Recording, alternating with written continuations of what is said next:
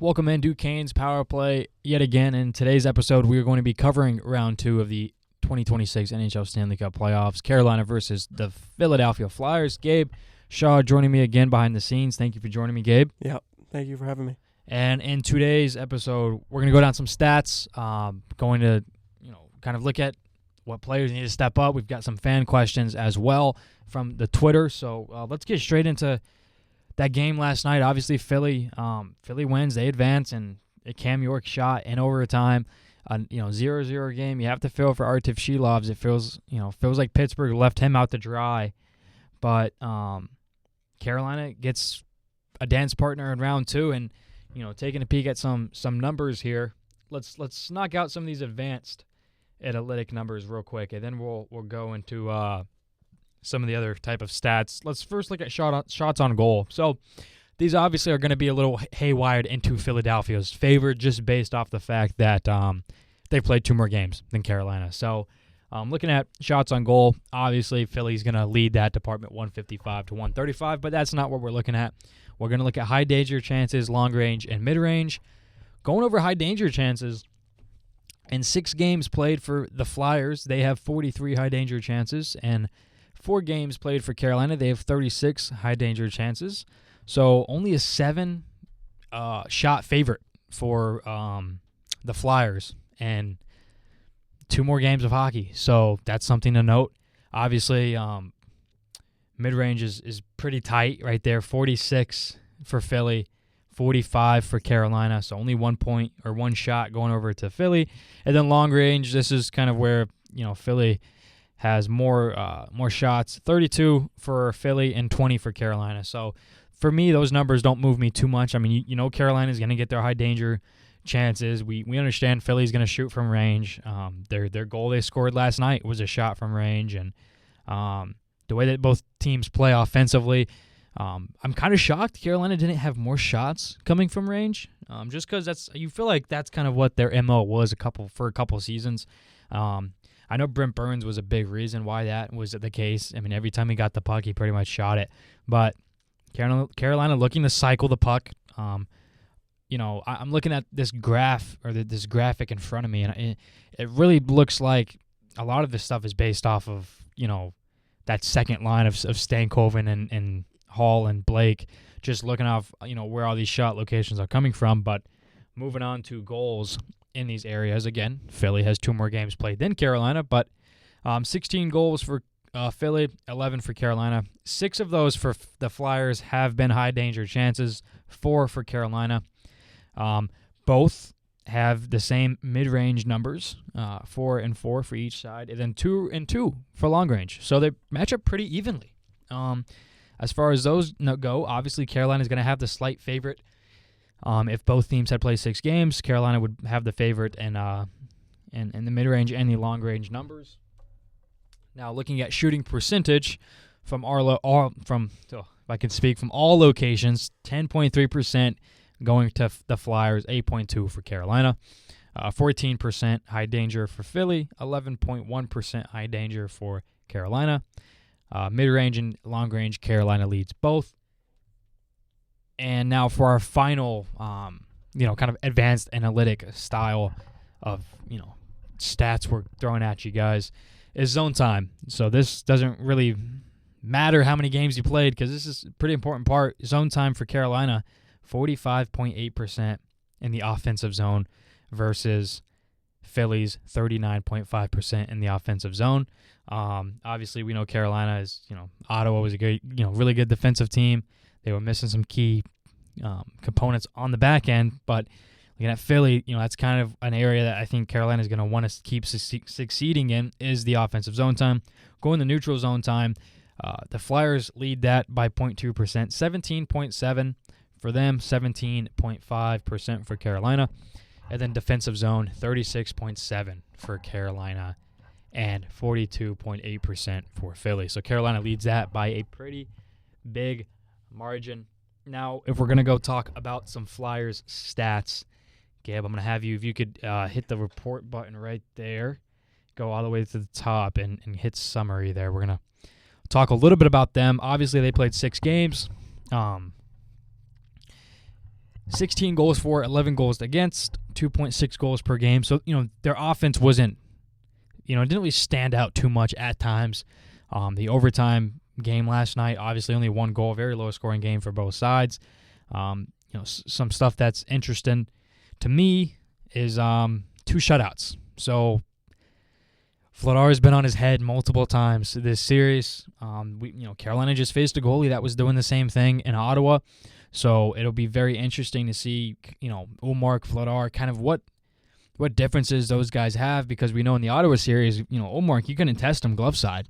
He was gonna rob you. So, I've watched a little bit of Vladar, not enough to tell you guys where Carolina should shoot. Maybe, in an article, we'll get into that. But, 11.8% on the power play, 84.2% on the penalty kill. Special teams is going to be a big battle, right? And Carolina's penalty kill was, I think, 95%. Gabe, if you can switch that tab up. Yep. And, I think Carolina's was 95.2% on the penalty kill, 13.3% on the power play. So both groups are, going to have a pivotal spot in this in this special teams. Which team can kind of win in that area is going to be important. Looking at shots per game, Carolina had 33.8, while Philly had 25.8. So we know Carolina's a shoot-at-will team. They're looking for more quantity than quality, and it's continued into that first round against Ottawa. Carolina does a really good job at limiting shots. So Philly's going to have to try to get some shots through, 27.5 shots a game for Ottawa in that first series. That's a little uncharacteristic for Carolina. They usually don't allow that many. And then going over to Philly, they allowed 26.5. So that's something that I think is going to be very, very interesting as far as, who is going to be, leading the charge in that the shots for, the shots against, because that's something that's going to matter a ton, especially come, maybe if it goes to 6, maybe if it goes to 7. What do those numbers look like? Who are they in favor of? And the final little team stat we're getting to here is face-off percentage. Philly leads that by a massive margin. Again, we played Ottawa, a very good face-off team, but Philadelphia is 52.6 in the dot.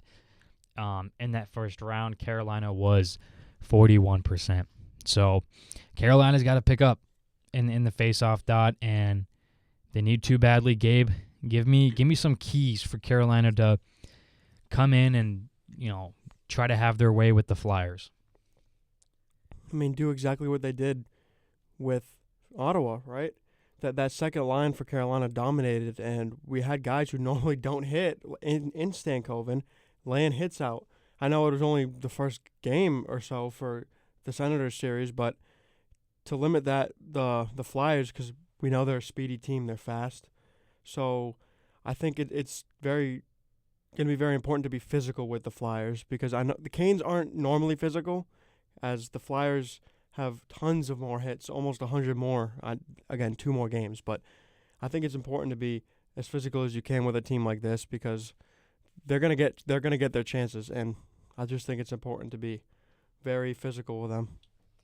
Yeah, no, I agree. That's a great stat you put up. Oh yeah, almost 50 hits more per game, or on average in those last 2 games. So, the physicality is going to be very important. I think the great news is people were talking about the same thing with Ottawa, that Ottawa was going to, out-hit Carolina. And there was some moments where Carolina definitely looked like they were the little brother. But in that first game, they almost, sent 60 hits that way.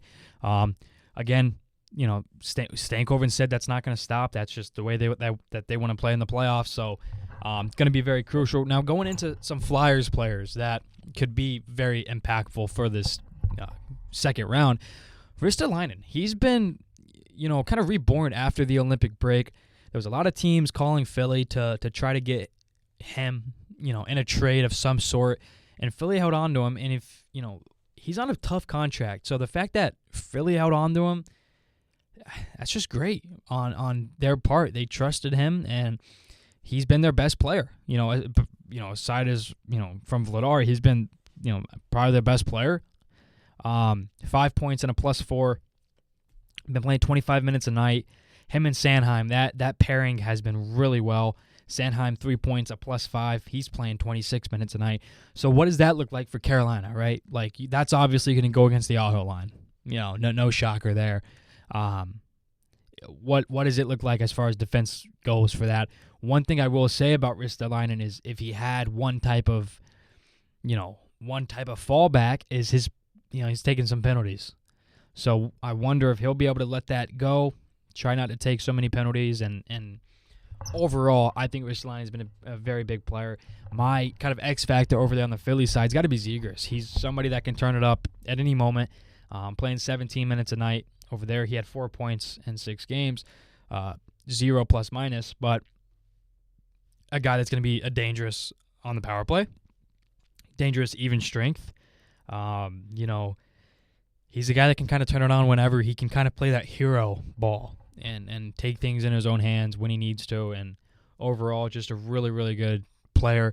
I'm interested to see what line he goes against, because when he's out there defensively, he's going to be someone you want to try to take advantage of. But I do wonder what does it look like as far as going to take advantage of Zegras and some other players on this team. Porter Martone, I feel like we'd be remiss not to talk about one of the best rookies in this playoffs. One of the best stories as well. 6 games for him, 2 goals, 1 assist, 3 points. Gabe, he should have ended that game last night on that backhand. Oh, that was a fantastic chance. It was just an amazing save by I Sheilov. just think it was a missed shot location. Sheilov's didn't even move. Just a missed shot location. It was a good save. Yeah, but the leg was just down. He has so much room. Open net. But he's been a great player. We've watched him every time, and he's 19 and he's in front of everybody. He's in their faces. He's in these scrums. He's 19 years old and he's doing all this. He's going to be a great player long term. He's a Philly player through and through. He's +4 in the season. Only 2 penalty minutes as well. So we talked about him being in scrums a lot. Doesn't take many penalties. One thing that stands out for me, 2 game-winning goals. He's not afraid of those moments as well. Just like Zegras, he can play hero ball. He's got some game-winning goals to go along with that. And I think for your top 3 players, if you're a Philly going into this series, Vladar is going to be one of them. He's been somebody that has absolutely made everything happen. He's the reason that Philly is in the spot that they are in. He has a .937 save percentage, 1.6 goals against, and 373 minutes of ice time. That's insane numbers. He's done really good. Yeah, that's crazy. He's done really, really well. He's done everything you can ask from him. And, again, how do you solve him if you're Carolina? I think a couple of easy notes on how to solve goalies that are playing hot. You want to get traffic in front of the net, right? Whether, you can take his eyes away, it'd be nice. If you can't see the puck, it's going to be hard for him to stop it. If you can get some deflections going from inside, that inner slot area, that's going to be nice. And overall, I think power play is going to be very important in this series, as it is every series. But I think, very important for this one, because let's say Carolina advances on. You want your power play to be rolling, whether you're going against Buffalo, Boston, Montreal, or Tampa. I know we're looking ahead to the conference final, but look, there's no hiding it. This is one of the Carolina's easiest years to get there. There's no New York. There's no New Jersey. There's no Washington. The guys that we usually play, there's none of those guys. No Florida. No Florida, who's, they're not going to be in the Eastern Conference Final. So for me, it's if you can get hot in this here about going on the power play, going special teams, if you can heat it up in this series, which I think you're going to have a good opportunity against. I really do. I don't think Philly is a crazy threat to Carolina. I truly don't. I'd say the same thing about Pittsburgh if it was the other way around. I don't think Pittsburgh would be the biggest threat to Carolina. Ottawa's game I thought was going to hurt Carolina a lot more than it did. But Ottawa's top guys didn't have any room, weren't able to do anything. Is it going to be the same for the Flyers? I'm not too sure. But kind of talking about those guys, we're going to go into a little bit of some fan questions right now. Kind of cut it a little short just because Carolina hasn't played in a while, so we kind of know what we're looking like stats-wise. We know what we need to do going into it. So I'm going to go I'll hit some fan questions real quick over there on Twitter, and then I think I'm going to give you guys my 3 keys to this series, how we can win it, what it looks like. I'll give my prediction as well because I don't think we've even done a playoff prediction bracket on this on the show yet. So I'll give my series prediction. But Gabe, go over there and hit us with a couple of those questions from Twitter and shout out who sent them in. Okay, so Katie Bartlett at Avs Canes fan commented, outside of Aho and Jarvis, who needs to step up their game for this series to be more impactful in his role? Yeah, well, I've talked about Gostisbehere being my X factor in round one. No points for him. You know, now he was still +2, so I'm not going to sit here and bash him and say he played horrible, but I think there was a little bit more you'd like to see from him on the power play. I think you could have got a little bit more from him. One thing that Gostisbehere did do that, you know, I think wowed a lot of people, he was really good defensively. He made a lot of key takeaways. So I still think there's another level of his offense that he needs to get to, right? And, you know, that's just a fact, is that I think he's got another level offensively, especially if Nikishin is out. We're going to need Gostisbehere to step up, log that minutes, especially on the power play if need be. We know Miller probably is going to come in on that second unit, maybe Sean Walker. But I definitely would have to say it's got to be Gostisbehere again. And I know I picked this for round one, so it's pretty boring, but I think it's just the truth. I think if Gostisbehere can step up against his former team, I can't see Carolina not advancing in round two. And for a question here from Kane Ackley. I think that's how you say it. Kane Ackley. Kane Ackley? Okay. I think so, yeah. What pitfalls are there? What are things that Philly does well that we don't match up well against? And how do you compare the Sens and the Flyers as opponents? So taking it question by question, what pitfalls are there? I think Carolina's got to be careful with Philly's speed. They can get caught lacking with as far as their speed goes, especially if we can get on that forecheck like Carolina does. You have to be careful with those long stretch passes out of the zone into the neutral zone. You know, blue line and blue line type of action. You have to be careful with Carolina. You don't want to get caught sleeping and boom, there goes Konechny. Boom, there goes Zegras. Boom, there goes Tippett. They've got some guys on that team that can fly.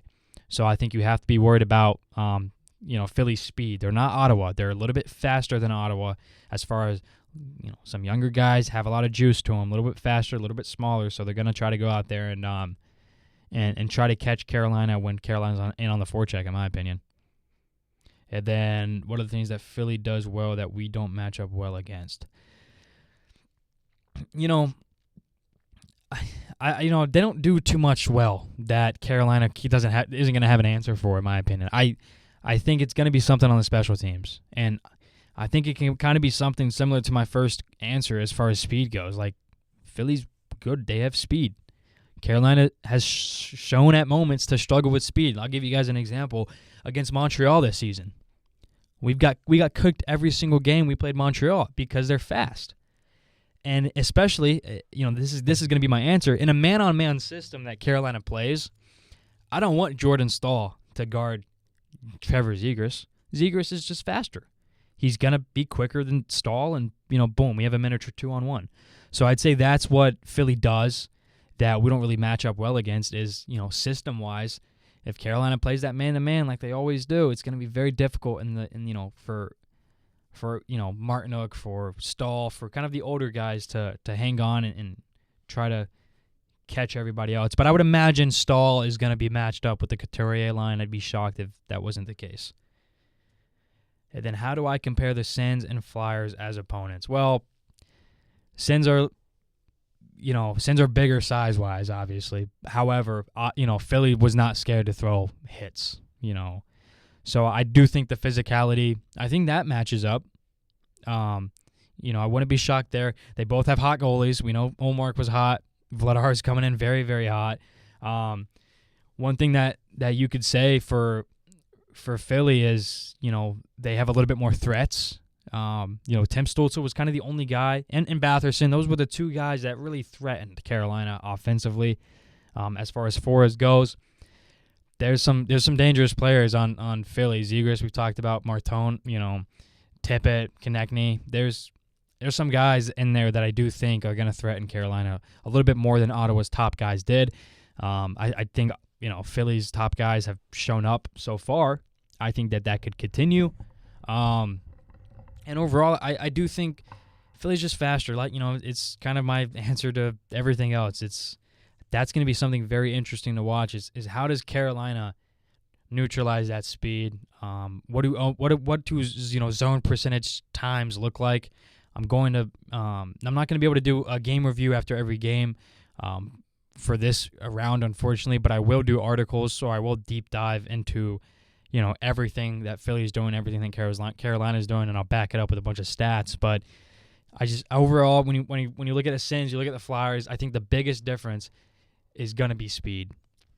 Just because I do think I do think Philly has more of them, and they're healthier. And that's kind of cliche, and it's unfortunate, but they just are. They're, as far as they don't have nobody, they don't have, their best defenseman sitting out. They don't have, key pieces missing like Ottawa did in that series. So that's it for the questions. I'm going to drop my 3 keys to this series real quick. Gabe, did I already have you drop your 3 keys or no? For this series? Yeah, because I want to hear yours as well. I'll do mine first, and then you want to drop yours in there? I mean, I don't know much. I know you don't know. I know you don't know much, but you watch hockey, So I'm curious from an outsider's perspective, not a Canes fan, not a Flyers fan. I'm curious, kind of what an outsider looks at this series like. So for my 3 keys, special teams is going to be one for sure. If you can win the special teams battle, you're going to win the game. Speed. I've talked about that for the last 5 minutes. You guys are probably sick of it. Speed. Can Carolina neutralize it? I'm actually going to throw 4 because I want to talk about faceoffs as well. Philly, just like Ottawa, good team in the faceoff dot. Can Carolina be better? Can they win above 50%? That's my number for them. Can they win above 50%? If so, I think they're going to get it done. And then it's going to be goalie matchup. Does Freddie stay hot? And if not, does Rod make a good decision in pulling Freddie and going Bussy in a game? What does that look like? How does Rod manage that? Those are kind of my 3 keys. If everything there goes good, there's no doubt you're going to win this game or win this series. You might as well sweep them if all 3 of those things happen. But overall, I think those are my 4 keys, kind of. My round prediction, Philly's good, man, but is Philly built to beat the Canes? I don't think so. I'm going to go Carolina in 6. I want to go 5, but I do think that, Ehlers being out, Nikishin being out, Carolina hasn't played in almost a week. I do think that's going to hurt Carolina a little bit. I think they're going to be slow to start and maybe drop one on home ice. So I'm going to go Carolina in 6. Gabe, give me 2 keys. I don't, again, outsider perspective. Give me 2 keys and then give me a round prediction and we'll wrap it up. So my first key is going to be physicality, like I mentioned before. I think it's going to be huge for Carolina if they can stay physical, if they can maintain Philly and their speed. I think it's going to be very important from how I view it. My second key, again, like you said, this is very cliche, but I think it's going to be Freddie Anderson. Yep. We've seen in the past how he does in round 2 and 3. Falls off, right? Falls off a cliff. So he's going to have to be my second key for the Canes. And, they do have a reliable backup in Bussy. Yeah. So goaltending shouldn't be a worry, but Freddie's definitely going to be my second key for the Hurricanes. And my prediction, in my bracket, I said Canes in 5 or 6. Yeah. I think I'll go Canes in 5 here. I like this. I like this matchup for them. In all honesty, I think this is an easier matchup than Ottawa. Like you said, no one really saw the Canes sweeping Ottawa. Yeah. So I am gonna go Canes in 5. I think Philly isn't gonna be too much of a problem. So. Yeah. Well, there it is, guys. Thank you very much for sending in some questions. Always make sure you guys do that. Follow me on all social medias, Twitter, Facebook, Instagram, TikTok as well, YouTube. I said Facebook, I think. Check out Canes Power Play website. This is going to be very crucial for the next week because I won't have my podcasting room for the next week. I'll be traveling, so make sure you guys take a peek at my articles over there because I will drop them after every single game. And I will be in attendance, I believe, for Game 2 of this round. So that'll be fun. Thank you guys very much for listening, and until next time.